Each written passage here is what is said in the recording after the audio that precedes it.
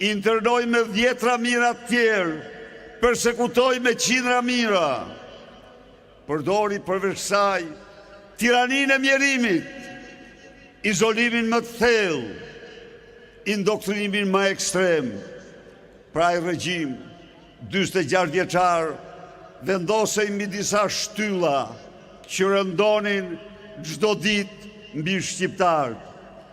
Sot regjimi i Edi Ramës përsëri ngrihet mbi 3 shtylla turpi, mbi 3 shtylla të cilat rënojnë çdo ditë qenjen tonë. Në qoftë se Enver Hoxha me varfrin, mjerimin, skamjen, urin kronike, shtypjen dhe indoktrinimin, i shtroi shqiptarët në një popull fantazm. Edi Rama, me politikat e tij, me vjedhjet, farsën elektorale, mashtrimin, me krimin dhe ligjin mburoj, po i shtron shqiptarët, po i shtron Shqipërinë në dheun e jo shqiptarëve, po përzën shqiptarët nga Shqipëria, po shkreton kombin dhe vendin për të ndërtuar parajsën e tij dhe të hajdutëve të tij. Miq, pra ngjashmërit janë të merrsisht të hidhura. E vërteta është se kur ky komb nuk është vjedh si të vjedhet sot nga qeveritarët e Edi Rama dhe qeveritarët e tij. Miliarda euro porti Durrësit, në të cilin ai ndërton Dubajin e 1.001 netëve të tij. 100 milion euro me akshin e lindave, 100 milion euro me Erion Velin dhe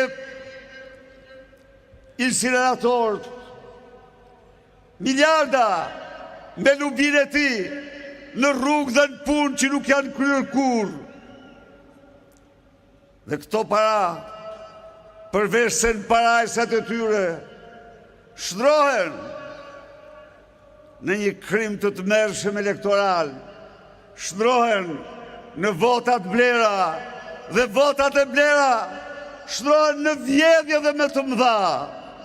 Ndaj edhe shqiptarët marrin rrugë të dheut, tashmë jo një si popull fantazm, por si një popull që braktis dheun e tij të bekur, sepse pasuritë e këtij vendi janë shtruar në pasuritë mallkuara për qytetarët e tij.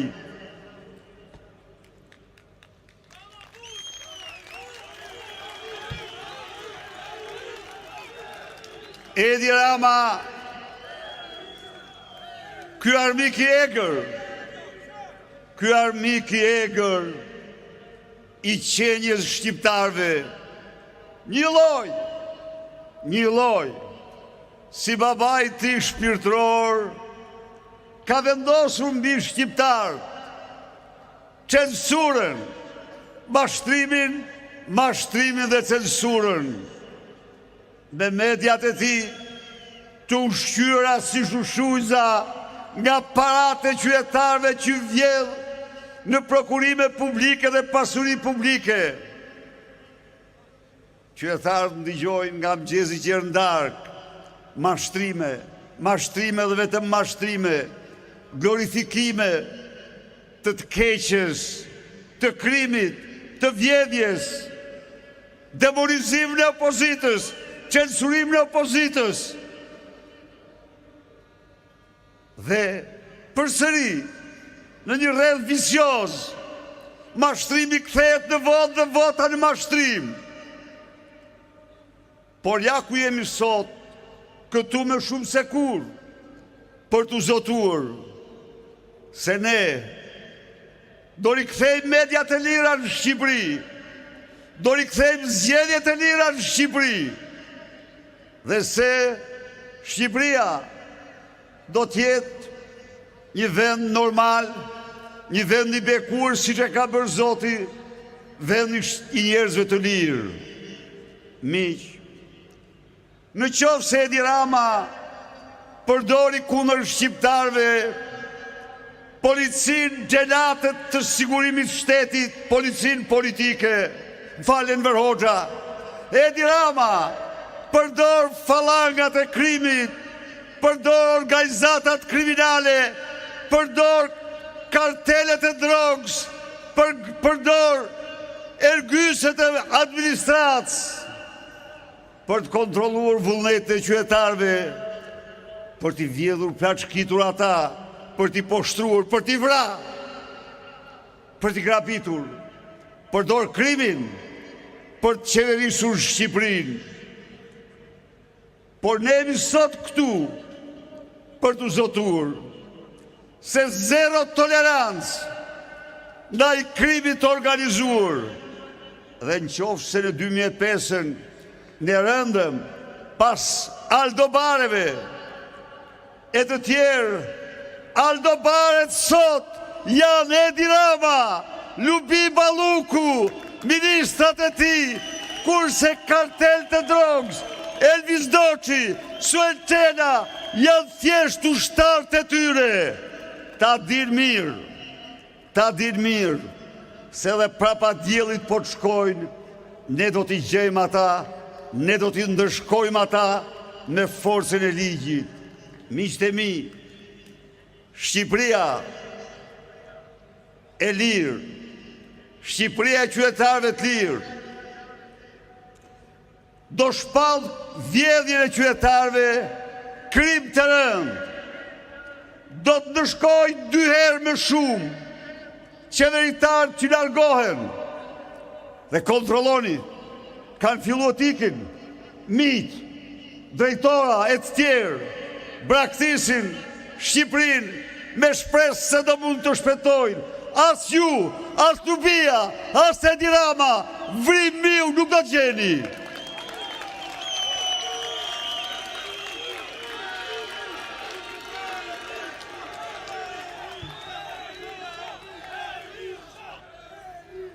Miq,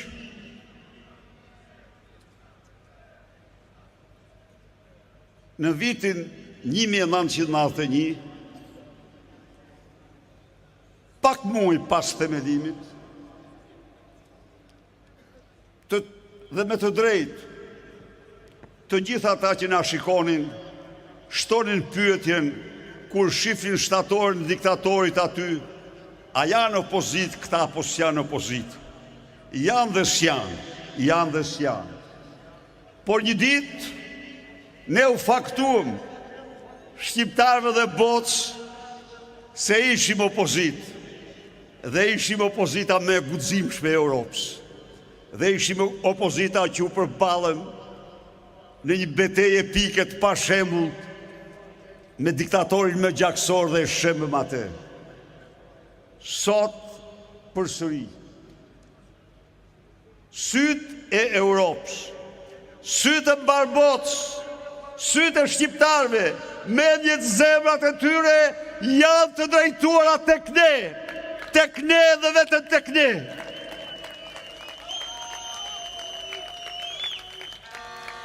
Por nëse 35 vite më parë, me të drejtë pyestim, a janë apo s'janë opozit këta? Sot, pas betejave tona,